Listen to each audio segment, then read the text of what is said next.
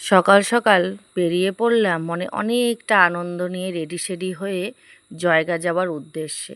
কিন্তু জানো তো আমাদের সাথে এরকমটা হবে সেটা আমরা কোনো দিন ভাবতে পারিনি।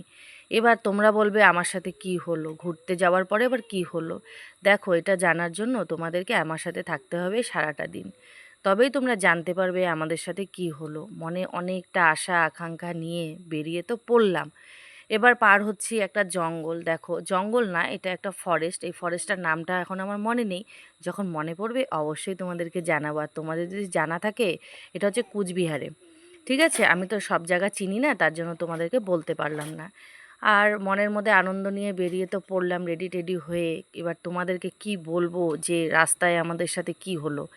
আচ্ছা চলো, রাস্তায় যেতে যেতে এপাশেও দেখি জঙ্গল, ওপাশেও দেখি জঙ্গল, মানে চারোপাশে জঙ্গল আর জঙ্গল। তারপরে পার করে এসে দেখি সামনে একটা চার দোকান। মনে অনেকটা শান্তি পেলাম যে সকালে তো চা খাওয়া হয়নি, বেরিয়ে যখন পড়েছি চা এক কাপ করে খেয়ে নিই। সবাই মিলে বসে পড়লাম চা খাওয়ার জন্য। হ্যাঁ হ্যাঁ, আমরা একা যাচ্ছিলাম না, আমার চাচা শ্বশুর চাচি শাশুড়ি দুজনেই যাচ্ছিলো আমাদের সাথে। তো চাটা খাওয়ার পরে এখান থেকে বেরোবো আমরা আবার।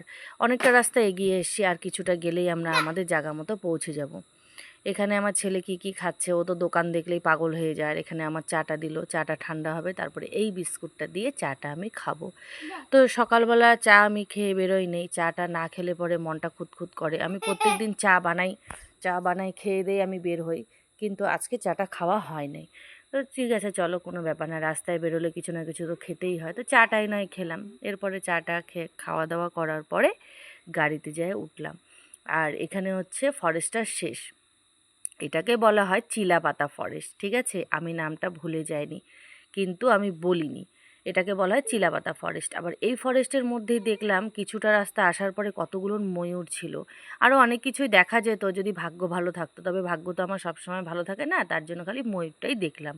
এবার আমি যেটা দেখলাম সেটাই তোমাদেরকে দেখালাম। তারপরে আবার জার্নি শুরু করলাম। এবার দেখি এপাশেও চাপাতি বাগান, ওপাশেও চাপাতি বাগান। এই করতে করতে আমাদের এক রিলেটিভের বাড়িতে আমরা পৌঁছে গেলাম, ওখানে খাওয়া দাওয়া করলাম।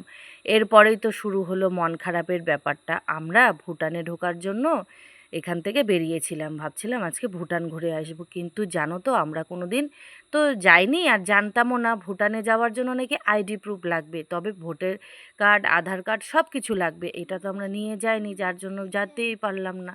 মনটা খারাপ করে চলে আসলাম বাড়ি ঘুরে।